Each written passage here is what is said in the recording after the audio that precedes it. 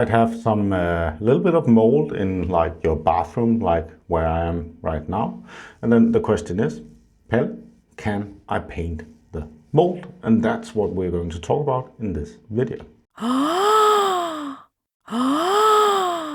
This video is based on the health administration in Denmark and their website Mold DK, and like the stuff comes from here, so it's not something I invented. But when we want to paint mold, then the first thing we need to find is we need to find the cause, like why do we have the mold? Then we need to remove the cause for the mold, and then the third part is remove the mold. And then if there's any damages around the area, then we need to repair the damage. Then we have quality control at the end. Did we do a good enough job? So if we have a living room or living space, then the Danish guideline says that if we have an area that's 20 times 20 centimeters, then we can do it ourselves. Or like the guideline says, it's if we have an area that's around the size of a hand, then we can do that. Then we can do an area that's the size of 2 hands. So that means like if you have a big hand, then you can do more mold than if you have a small hand. It's kind of like a funny measurement. It's like the American measurement of a foot. If we have a non-living area, then it's 2 times 2 meters. So that can be like in the basement or in the attic. So mold comes from 3 different things, actually 4. So we need to have humidity, water.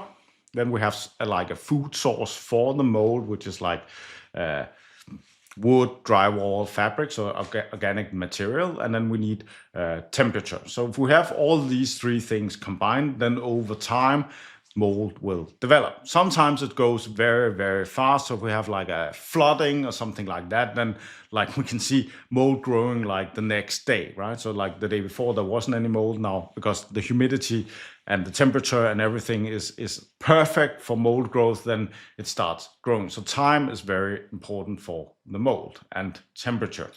So like in the attic, we sometimes don't have that much mold because the temperature is lower. So I hope that makes a little bit sense. So we need these things to do that. So the first thing we need to do is like find out why do we have mold in our house. So it can be that we have like some water damage.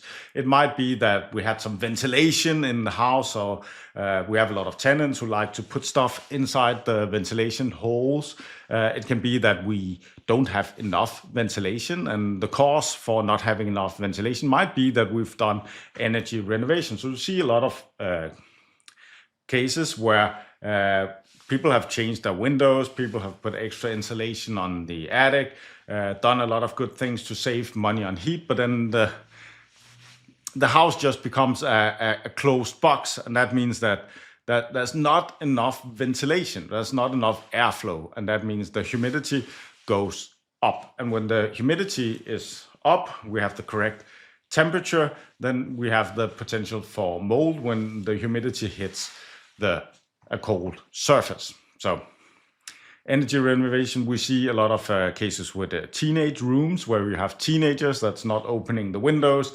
There's a lot of water coming out of teenagers. They're just sitting inside the room, not opening the window. That can actually cause mold. Then we see a lot of mold with furniture too close to cold walls. So that means that there's not enough ventilation, airflow behind the furniture, and that can cause mold. And a lot of places we also see that people are not heating enough. They're trying to save on the heating bill. And usually if you have like 5 degrees difference between 2 rooms that is next to each other without insulation, then you can see mold growing on the cold side of the wall. Then we can have something called like cold bridges, where like insulation is missing in the building. There are, of course, other reasons. So when we found the cause for the mold, then we need to remove the cause for the mold. So if we have a water damage, we need to fix the water damage. If we have a hole in the roof, broken window, something like that, then we need to repair the damage to the climate protection of the house. If we've put stuff inside the ventilation to block it, we need to unblock the ventilation, and if we don't have enough ventilation, then we need to establish more ventilation. if we put furniture up against cold walls, then we need to remove the furniture from the cold wall so we can get the ventilation, the airflow behind the furniture. We can also put more insulation in the attic to remove like cold bridges so we don't get the mold in the attic, in the ceiling. We can change the windows if we're getting like a mold at the windows because it's cold. And we can turn on the heat. The only problem when we do the energy renovation is that then we block the airflow again, and then we can get more mold, right? Because old houses usually have a natural airflow, and then we'll do the energy renovation. So sometimes, like, you do some things to remove the mold, or you do something to lower your heating bill, and then at the end you end up with a house with mold, and then you need to add the ventilation. So it's very good to actually have a plan before you start and like be aware of all these things. So when we've established why we have the mold, we've removed the cause, then we can remove the mold. So the thing is to use like something called Roll-Alone, or clean the surface with a disinfectant or like chlorine.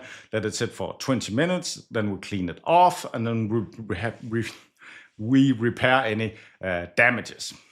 And then my recommendation, which is not inside this, is that you remove the organic material that is like infected with the mold. So if you have like some stuff on the wall, if the plaster is there, if the wallpaper is infected, I would recommend cutting off, removing the wallpaper, do a light sanding of the surface. Of course, use personal protection equipment, and have a vacuum cleaner with like a HEPA filter to do this. So according to the guidelines, Danish guidelines, you can do this yourself.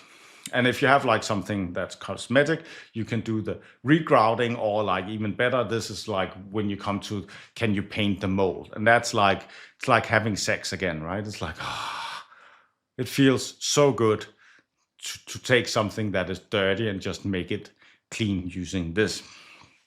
In the guidelines, they also talk about quality control, but it's not stated in the instructions how you do quality control. Do you just wait a few months and see if the mold comes back? So it doesn't say that in the Danish instructions here, but you can buy some sticks. So in Denmark, we have something called like a Pro Clean stick. So you can stick that on, and then you can see, is it positive for mold or not? It costs less than $10 for one of these sticks. You can also buy like DNA tests and all kinds of tests. I do not recommend buying these advanced tests, because as a normal person, if you don't have the experience, you don't have the knowledge, then you don't know, then you can become very afraid of the results because you don't know what the results are meaning. And like sometimes if you have mold, and then you take one of these tests immediately after, then it will be positive, even though you solve the problem, because there's still like some dust inside your house. So it's always important to clean.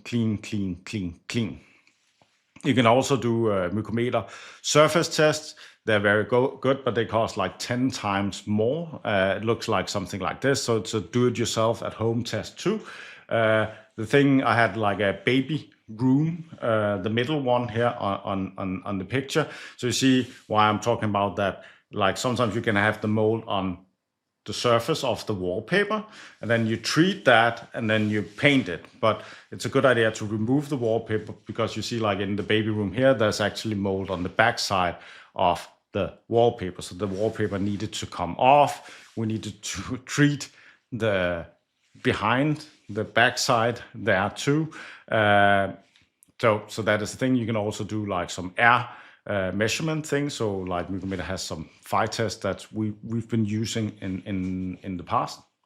If you have any questions or doubt, you should always consult like an expert. There's probably one in your local area that can help you with this, so you can at the end get the satisfied feeling of painting the mold. So anyways, that was just a video on painting mold. What do you like? What do you think? Write it in the comments below. Subscribe to the channel. If you don't like the video, give it a dislike. If you like it, give it a like. That's all for me. I hope you'll have a wonderful day. Thanks for watching. Bye.